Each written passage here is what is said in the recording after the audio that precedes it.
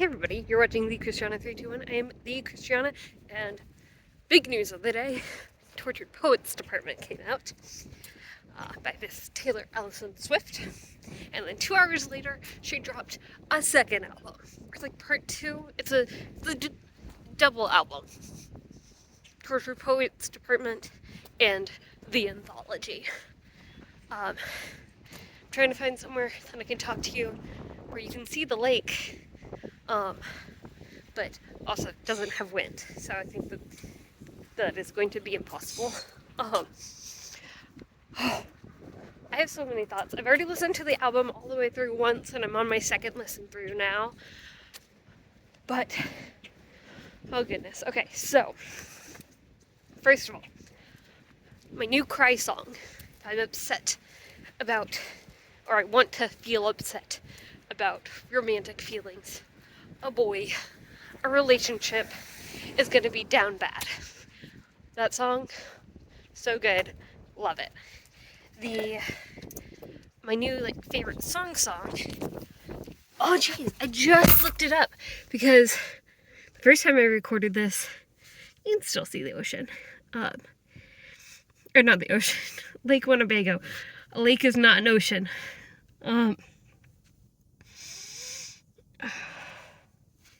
Song number 10, I think. Oh, Who's Afraid of Little Old Me? Or Who's Afraid of Little Me? Something like that. Is so good. And it's like a proper, angry, if Agatha from WandaVision wasn't actually terrible, or maybe even as she is, I feel like she would sing the song. It's giving me those vibes, but with slightly more justified anger. Anyway, if you're not familiar with this backdrop, this is Lake Winnebago, down at Kimberly Point in Neenah, because that's where I go when I need to feel things. Oh great, somebody's pulling up beside me. Oh well, I'm gonna keep talking to you. So, I'm gonna do at least one more video about this album, because, alright.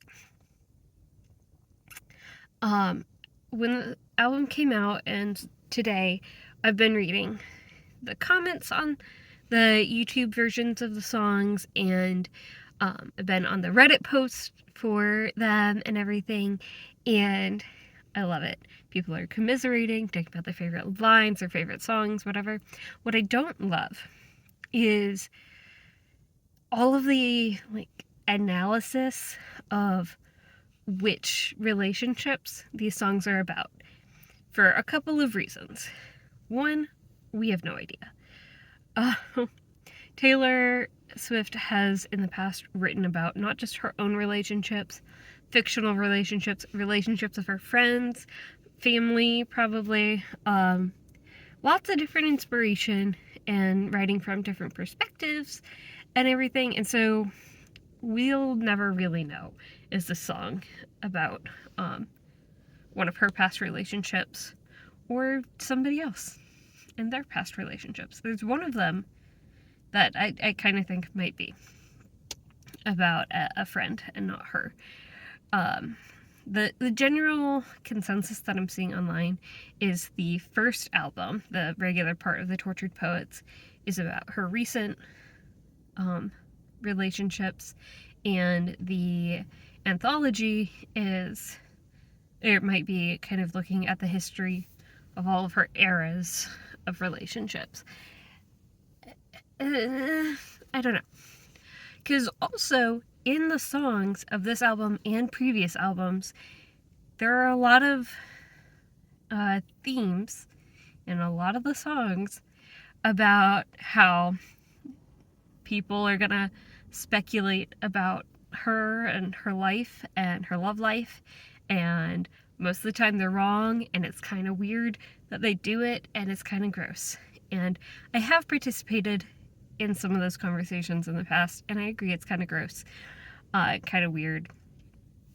almost like treating them like fictional characters, or what's it called? Parasocial relationship a little bit. And I don't like that. I do it, but I also feel icky when I do it, you know?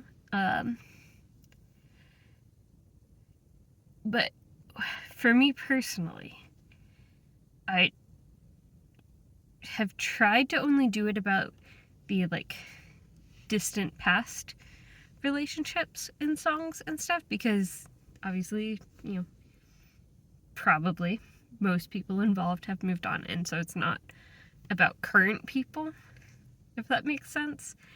And that makes me feel better about it. But I have also done it with her and her recent relationships.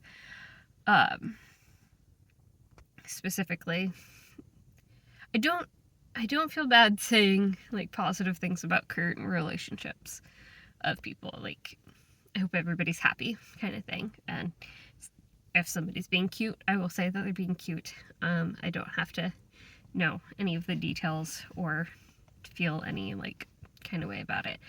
Anyway, it's none of my business who she dates, why she dates them, anything like that. So I'm not going to speculate. But people online have been. And I've read some of the theories, and I gotta stop. I don't want to hear about it, because one of the people that she was connected with romantically, publicly, I don't like. I don't like it. And so I don't want to be thinking about that person when I'm listening to these songs. I want to be able to tie it to my own life, be able to tie it to the people I know, to books, I don't know, just like whatever, and think about it like that, not about a particularly unlikable person. So I am gonna try and avoid reading any of the theories about the relationships, like what specifically in Taylor Swift's life different songs are tied to. But I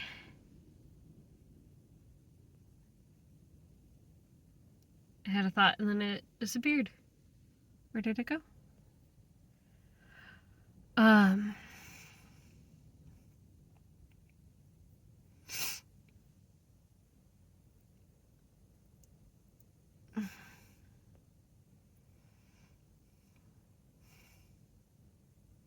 I'm sorry, there's just a big pause here because I'm not editing this video. Oh, I remember. God, sorry about that. What I am interested in is the way that she writes the songs and the storytelling aspects and some of the things that she's alluding to. Not things that in her own life, though, if that makes sense. So in the song Fortnight featuring Post Malone, she talks about Dylan Thomas, Patti Smith, and the Chelsea Hotel. I'm vaguely familiar with what each of those things are, but I don't know how they're all connected or like what they mean in the song. So I want to do a video where I analyze some of the allusions that she does. Allusions, A-L, not I-L. She's not doing magic. I mean, the songs are kind of magical. Anyway, so if you've listened to the album and you have any of those like references that she makes that either you know and you're excited that she made, or that you don't understand and you want me to look into, please leave them in a comment below. Like I said, Dylan Thomas, Patti Smith, and the Chelsea Hotel from Fortnite is a big one that has been on my mind, especially with the Fortnite music video premiering tonight. The song I'm not sold on, but the teaser for the music video looks amazing, and I'm so excited to watch the music video. Alright, I am going to actually drive home because I just found out there was something that I needed to do at home. And then I'm going to get to reading. I have a book. This was in my pocket so that I could read it outside, but it's too windy to be sitting out there. And like I said, I need to go home. So the book that I'm currently reading is Make Virtual Meetings Matter, How to Turn Virtual Meetings from Status Updates to Remarkable Conversations by Paul Extel. He originally wrote Make Meetings Matter, and then around the time of the pandemic came out with this updated one for virtual meetings. It's pretty illuminating so far. I'm not super far into it, but there's some tips in here for how to make sure that everybody's included, that you know, when it comes to virtual meetings, you need fewer people than in-person meetings to still have everybody be collaborative.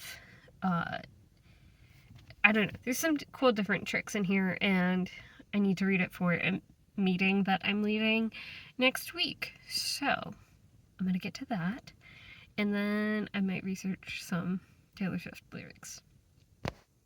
All right. Are you excited? It's such a good album. A lot of the songs sound very similar. Like, it sonically is very cohesive, as in a lot of the songs sound very similar, and so it's kind of hard for me to keep them separate at this point. But it is very early on. I'm sure that I will pick up on the nuances shortly. But oh man,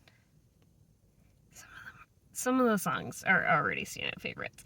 If this is anything like her previous albums, basically all of them, except for maybe Speak Now, I will have a different favorite song every day, so don't worry about that. All right, good night, sweet dreams.